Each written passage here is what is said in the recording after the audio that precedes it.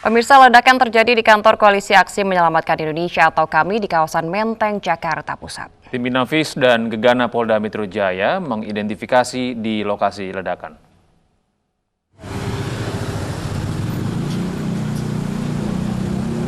Tim Inafis dan tim Gegana Polda Metro Jaya mendatangi lokasi ledakan di depan rumah warga yang dijadikan kantor di Jalan Kusuma Atmaja, Menteng, Jakarta Pusat. Petugas menemukan serpihan kertas di lokasi ledakan di rumah yang dijadikan kantor Koalisi Aksi Menyelamatkan Indonesia. Menurut saksi mata, saat peristiwa terjadi terdengar ledakan satu kali di luar rumah. Tidak ada korban jiwa dan kerugian material akibat kejadian tersebut. Mas kalian. Oh gitu. Orangnya besar atau gimana? Ya, itu udah kirain kayak apa? Gas meledak. Oh, gas meledak.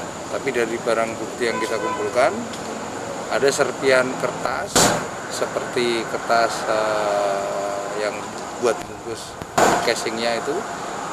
Ya kita bahan bakunya residunya sedang diambil sama Gegana. Prediksi kita adalah low. Kini petugas kepolisian masih mengecek kamera pengawas di sekitar lokasi ledakan. Kasus ini ditangani Polres Metro Jakarta Pusat. Dari Jakarta, Sofyan Firdaus, iNews melaporkan. Pemirsa, sebuah pabrik kimia di Cilegon, Banten meledak. Menurut polisi, ledakan terjadi akibat tekanan panas pada salah satu reaktor kimia di dalam pabrik dan tidak ada unsur kesengajaan.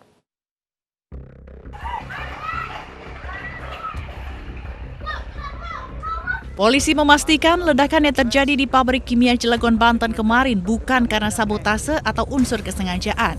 Berdasarkan hasil investigasi, ledakan diakibatkan oleh tekanan panas pada salah satu reaktor kimia di dalam pabrik. Polisi juga telah memeriksa 4 orang saksi terkait kejadian ini.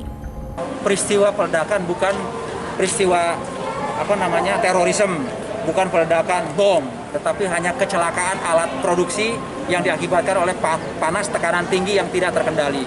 Masih dilakukan penyelidikan lebih mendalam secara spesifik dan akan didatangkan lapor dari Jakarta untuk memastikan sebab-sebab kenapa meledak tabung tersebut. Dalam kejadian itu, 2 orang menjadi korban lantaran mengalami keracunan. Namun saat ini kondisinya telah pulih. Ledakan di pabrik kimia kini ditangani Satreskrim Polres Cilegon yang bekerja sama dengan tim Puslap 4 Mabes Polri untuk melakukan investigasi mengenai kejadian ini. Dari Cilegon, Banten, Iskandar Nasution, iNews melaporkan. Curah hujan yang cukup tinggi disertai air pasang laut mengakibatkan kawasan pemukiman dan persawahan di Pangkep, Sulawesi Selatan terendam banjir. Di sebagian wilayah, warga terpaksa menggunakan sampan untuk beraktivitas karena kendaraan roda 2 dan roda 4 tidak dapat lewat.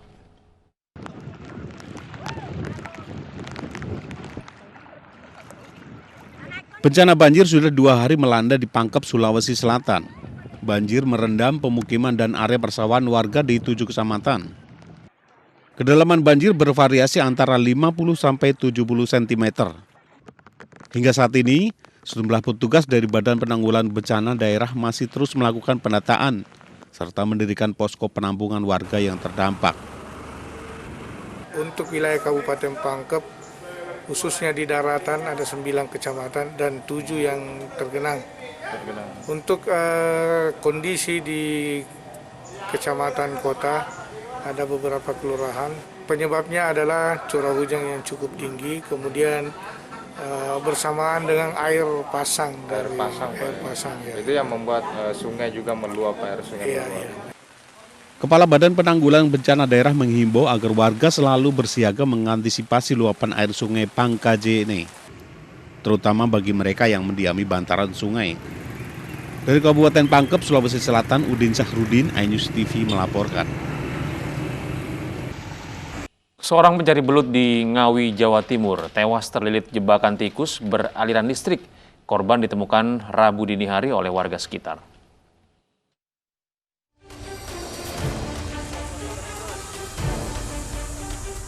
Petugas dari Satuan Reserse Kriminal Satreskrim Kepolisian Resort Polres Ngawi mendatangi lokasi tempat ditemukan seorang remaja yang tewas di area persawahan Dusun Kerajaan Kecamatan Paron, Ngawi.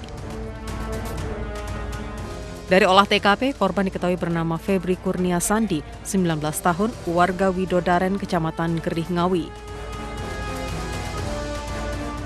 Jasad korban ditemukan dengan kaki kiri terlilit kabel listrik yang digunakan pemilik sawah untuk menjebak hama tikus. Diduga korban tersengat kabel listrik saat sedang mencari belut di sawah. Itu ya waktu ngecek ini kan itu listrik saya matiin, saya puterin, saya cek, ternyata ada orang setrum di sini juga nggak tahu saya. Itu memang untuk jebakan tikus atau gimana itu, Pak? Untuk jebakan tikus. Usai olah TKP, polisi kemudian mengevakuasi jasad korban ke Puskesmas Paron untuk dilakukan visum. Polisi juga menyita kawat yang digunakan untuk aliran listrik jebakan tikus. Dari Kabupaten Ngawi, Asfi Manar Ainis melaporkan. Merasa laporan diabaikan Bawaslu terkait pelanggaran oleh pemenang Pilwalkot Cilegon 2020 oleh paslon 4, kuasa hukum paslon nomor urut 2 mendatangi kantor Bawaslu.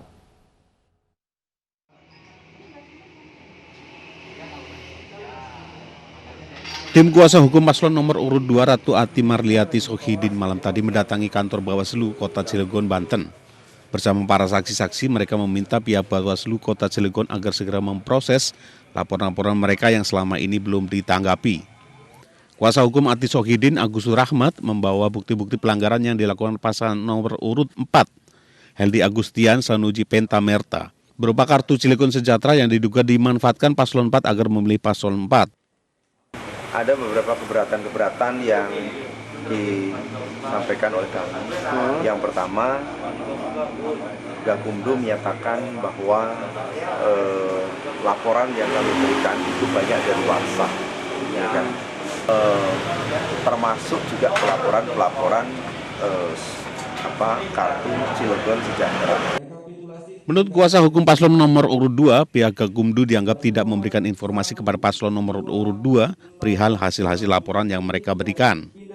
Kemudian Sentra Gakumdu ketua itu berjalan, ya, dan ternyata ditemukan unsur-unsur tindak pidana yang disangkakan atau tindak pidana pemilihan, maka kami serahkan kepada penyidik. Namun menurut Ketua Bawaslu Kota Cilegon, pihak Gakumdu atau penegakan hukum terpadu telah bekerja sesuai SOP. Laporan sedang diproses dan bila tidak lengkap akan dikembalikan.